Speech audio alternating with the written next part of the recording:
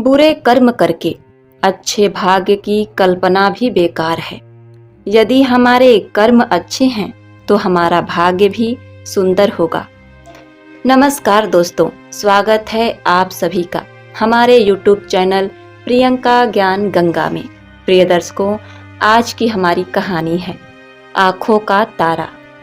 अंधी माँ को छोड़कर बहू बेटे सैर सपाटे को जाने लगे। तब पोते ने अचानक कहा, पापा आप भी तो अनाथ है ना। यह सुनकर बहू बेटे हैरान रह गए। प्रिय दोस्तों, आखिर क्यों उस नन्हे से बालक ने ऐसा कहा? क्या है यह कहानी, आइए जानते हैं। यदि आपने हमारे चैनल को सब्सक्राइब नहीं किया है तो कृपया सब्सक्राइब कर लीजिए, लाइक करिए, शेयर करिए। तो चलिए आगे बढ़ते हैं कहानी की तरफ।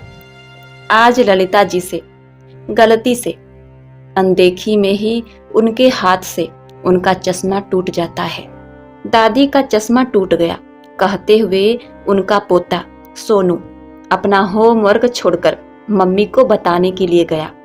उसकी मम्मी उस वक्त टीवी देख रही थी। सोनू ने टीवी की तरफ देखा।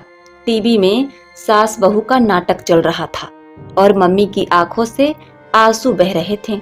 मम्मी, दादी का चश्मा टूट गया। लेकिन मम्मी ने कोई जवाब नहीं दिया। सोनू ने फिर से कहा, मम्मी क्या आपको सुनाई नहीं देता? दादी जी का चश्मा टूट गया है। इस बार सोनू ने जोर से चिल्लाया। टूट गया तो कौन सी आफत आ गई, बन जाएगा नया, अभी मुझे परेशान मत करो। कहते हुए मम्मी वापस टीवी देखने लगी। सोनू सकपका गया। उसकी हिम्मत नहीं कि वह मम्मी से चश्मे के बारे में दोबारा बात करे। वह कमरे से बाहर निकल गया। पर मम्मी इतनी जोर से बोली थी कि दादी तक उसकी आवाज पहुंच गई थी। दादी ने देखा कि सोनू का मुंह लटका हुआ है, उन्हीं की ओर चला आ रहा था। दादी कहते हुए सोनू ने उनको पकड़ लिया। दादी का गला भर गया और उनकी आंखें भर आई। सोनू के हथेली पर 2 बूंद आंसू टपक गए। आप क्या चश्मे के लिए रो रही हो? दादी 8 साल के सोनू को भला क्या समझाती, इसीलिए सोनू के सिर पर हाथ फेरते हुए रूधे गले से बोली, मैं भला क्यों रोने लगी? वो तो कई बार बिना चश्मे के आंखों में पानी आ जाता है। सोनू ने दादी के उदास चेहरे की तरफ देखा तो उसने अपनी नन्ही हथेली से, चश्मा टूटने के कारण आज आप गीता भी नहीं पढ़ पाएंगी ना? पर आप चिंता मत करो, मैं आपको पढ़कर जरूर सुनाऊंगा। दादी ने सोनू को सीने से लगा लिया और पल भर में न जाने कितनी आशीर्वाद दे डाली। सोनू ने बिना कुछ कहे टूटा हुआ चश्मा दादी के सिरहाने रख दिया और गीता उठा लिया। तभी वहां पर उसकी मम्मी आ गई। सोनू के हाथ में गीता देखते ही मम्मी गुस्से से बोली, तुम्हारा होमवर्क तो अभी पूरा नहीं हुआ है और तुम गीता लेकर बैठ गए हो। सोनू ने कहा, दादी का चश्मा टूट गया है ना, इसीलिए उन्हें गीता सुनाने जा रहा था।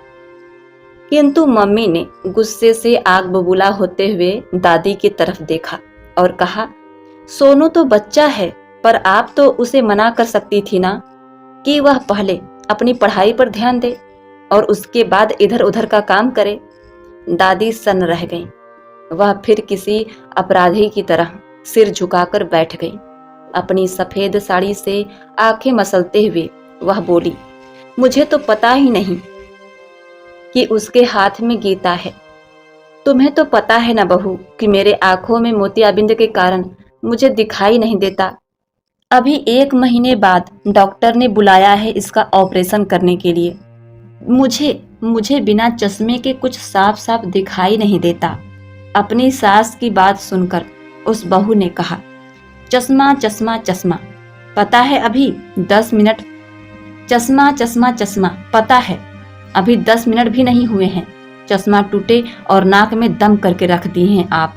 अपने मम्मी को ऐसे कहता हुआ देखकर सोनू गुस्से में आ गया और उसने गुस्से से बोला, मम्मी मैं पापा को आपकी सारी शिकायत करूंगा कि आप हर समय दादी पर चिल्लाया करती हो।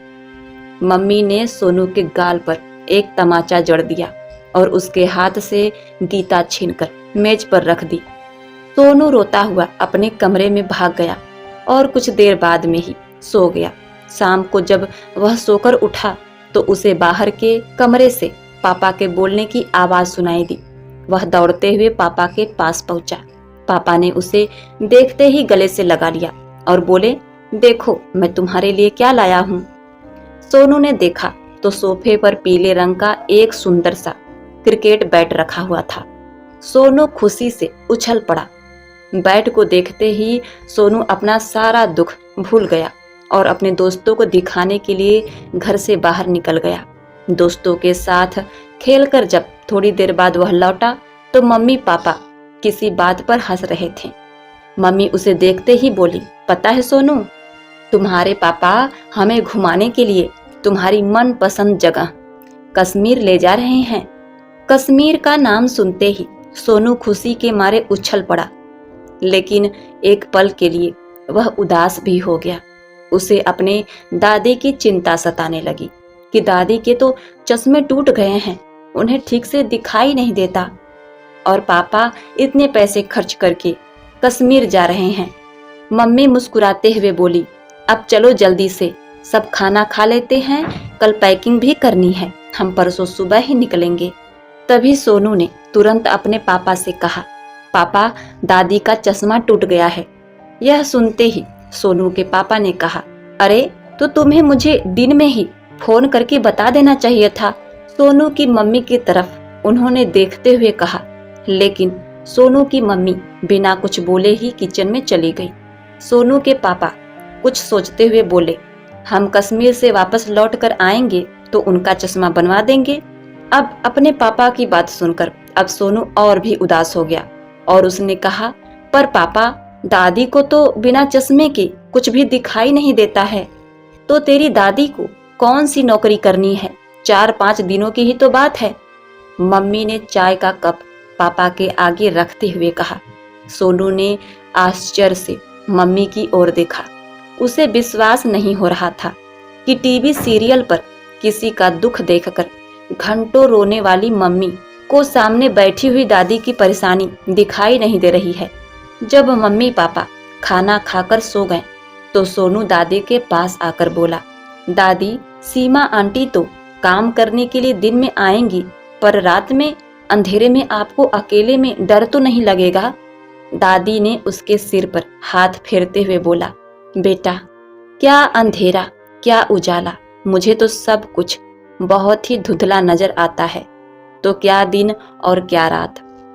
दादी की बात सुनकर सोनू से कुछ नहीं कहा गया और वह उनके पैर छूकर सोने चला गया। अगली सुबह जब उसके पापा उसके साथ बैठे थे तो पापा बोले, सोनू इस बार तुम्हारे जन्मदिन पर हम सब अनाथालय चलेंगे और वहां रहने वाले बच्चों को फल और मिठाई बांटेंगे। सोनू ने कहा, पापा अनाथालय क्या होता है? अपने बेटे का प्रश्न सुनकर सोनू के पापा ने उसे जवाब दिया, बेटा जिनके मम्मी पापा नहीं होते हैं उन्हें अनाथ कहा जाता है। अपने पापा की बातों को सुनकर सोनू बड़ा आश्चर्य में पड़ जाता है और एकटक अपने पापा की तरफ देखने लगता है। पापा ने पूछा, क्या बात है सोनू, तुम ऐसे क्यों देख रहे हो? पापा फिर तो आप भी अनाथ हैं। अपने बेटे की बातों को सुनकर दोनों दंपत्ति सोनू के मम्मी पापा हैरान रह गए कि इतने छोटे से बच्चे के मुख से ऐसी बातें कैसे निकली। उसके पापा ने उसे झकझोरते हुए कहा, सोनू तू ऐसे क्या बोल रहा है? तुम्हें कौन कहा कि मैं अनाथ हूँ? पापा आपको याद है उस दिन जिस दिन दादी की आंखों में तकलीफ था, उस दिन आप मुझे लेकर और मेरी दादी के साथ अस्पताल में गए थे और दादी के आंखों का चेकअप करवा रहे थे। वहीं पर मैंने दादी के एक दोस्त को देखा। दादी उनसे बात कर रही थी। दादी के बातों को मैंने सुना। अपने बेटे की बात सुनकर सोनू के पिता ने कहा, दादी ने क्या कहा? सोनू ने कहा, पापा दादी ने तो कुछ नहीं कहा, लेकिन दादी की दोस्त कह रही थी, ललिता दीपक तुम्हारा बेटा नहीं है, फिर भी अपनों से भी बढ़कर तुम्हें प्रेम करता है। वह अनाथ है, वह तो अनाथ है, लेकिन तुमने उसे पाल पोस कर बड़ा किया और अपना बेटा बनाया। ये सब बातें उसकी मम्मी सुन रही थी। मम्मी बीच में आते हुए बोली, दिखता नहीं है कि तेरी दादी ही तो तेरे पापा की मम्मी है, तो पापा अनाथ कैसे हुए? सोनू बोला, अगर दादी पापा की मम्मी होती तो पापा कभी भी उन्हें इतने बड़े घर में अकेला छोड़कर नहीं जाते और उनका चश्मा भी बनवा देते। जबकि आप सबको पता है कि दादी को बिना चश्मे के कुछ भी नहीं दिखाई देता, तो उन्हें अकेला छोड़कर हम सब सैर सपाटे के लिए कश्मीर क्यों जा रहे हैं? अपने बेटे की बात सुनकर सूरज की आंखों में आंसू आ जाते हैं। सहसा उसे सारी बातें याद आ जाती हैं। वह तो भूल ही चुका था कि वह किसी बूढ़ी माँ के रहमो करम पर पला बढ़ा है।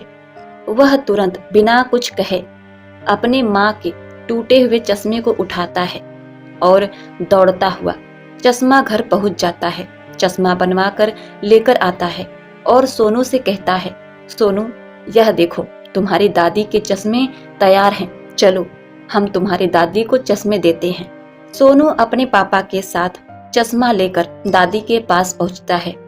सोनू के पापा ने अपनी माँ को बड़े प्यार से चश्मा पहनाया और उनके पैरों को छुआ और कहा, माँ मुझे माफ कर दो, भले ही तुमने मुझे जन्म नहीं दिया, लेकिन तुम मेरे लिए भगवान से भी बढ़कर हो। एक अनाथ को पाल पोस कर तुमने बड़ा किया और मैं भूल गया था कि तुम्हारे ही रहमो करम पर मैं आज इस योग्य बन पाया हूँ, नहीं तो मेरी औकात ही क्या थी। मेरे बेटे ने आज मेरी आंखें खोल दी, मुझे मेरा वास्तविक चेहरा दिखाया। दरअसल ललिता जी का बहुत पहले एक्सीडेंट हो गया था। उस वक्त सिर्फ उनकी शादी हुई थी, बच्चे नहीं थे। तो इस दुर्घटना के बाद उनकी बच्चेदानी खराब हो गई थी। इस कारण वो अब मां नहीं बन सकती थी। उन्होंने अपने पति हजारी जी को बहुत कहा कि वह दूसरी शादी कर लें, लेकिन हजारी जी ने हर बार मना किया। उन्हें डर लगता था कि कहीं दूसरी पत्नी आने पर घर में कलह ना हो जाए। हजारी जी ललिता जी को बहुत प्रेम करते थे। ललिता जी स्वभाव से सुशील संस्कारी थी। हजारी जी के माता पिता की खूब सेवा करती थी। पूरे घर को बखूबी संभाल रखा था उन्होंने। यही सब सोचकर हजारी जी दूसरी शादी को राजी नहीं हुए। अंत में उन्होंने अनाथालय से एक बच्चे को गोद ले लिया। उन दोनों दंपत्ति ने अपना पूरा जीवन सोनू के पापा यानी कि दीपक को समर्पित कर दिया। अपने बेटे के मुख से यह बात सुनकर ललिता जी के आंखों में आंसू भर आते हैं। उन्होंने अपने बेटे को जोर से गले लगा लिया और कहा, बेटा मैंने सोचा कि तुम रास्ता भटकना शुरू कर दिए हो, लेकिन भगवान का शुक्र है कि मुझे मेरा बेटा वापस से फिर से मिल गया। यह सब बातें सोनू की मम्मी भी सुन रही थी। सोनू की मम्मी भी अपने सासू माँ से माफी मांगती है। प्रिय दोस्तों, इस कहानी में हमें यही सीख मिलती है कि कभी कभी अपने किए गए एहसान को जताना भी जरूरी होता है। दूसरों की तो छोड़िए, कभी कभी अपने ही बच्चे अपने माता पिता द्वारा किए गए त्याग को नहीं समझते, जानते हुए भी उसे नजरअंदाज करते हैं, भूल जाते हैं। तो माँ बाप को उसके बारे में बताना कहना जरूरी होता है। समय रहते अपने अधिकारों और अपनी महत्ता को बताना जरूरी होता है। प्रिय दर्शकों, उम्मीद करती हूँ आपको यह कहानी बहुत पसंद आई होगी। अगर आपको हमारी यह कहानी पसंद आई है तो आप हमारी इस वीडियो को एक लाइक जरूर कर दीजिएगा और कमेंट में मातृ देवो भव जरूर लिखिएगा। आपके इस छोटे से प्रयास से हमें बहुत बड़ी प्रेरणा मिलती है। आपका जीवन मंगलमय हो, इसी कामना के साथ आपसे विदा लेते हैं। मिलते हैं नेक्स्ट वीडियो में, तब तक के लिए नमस्कार।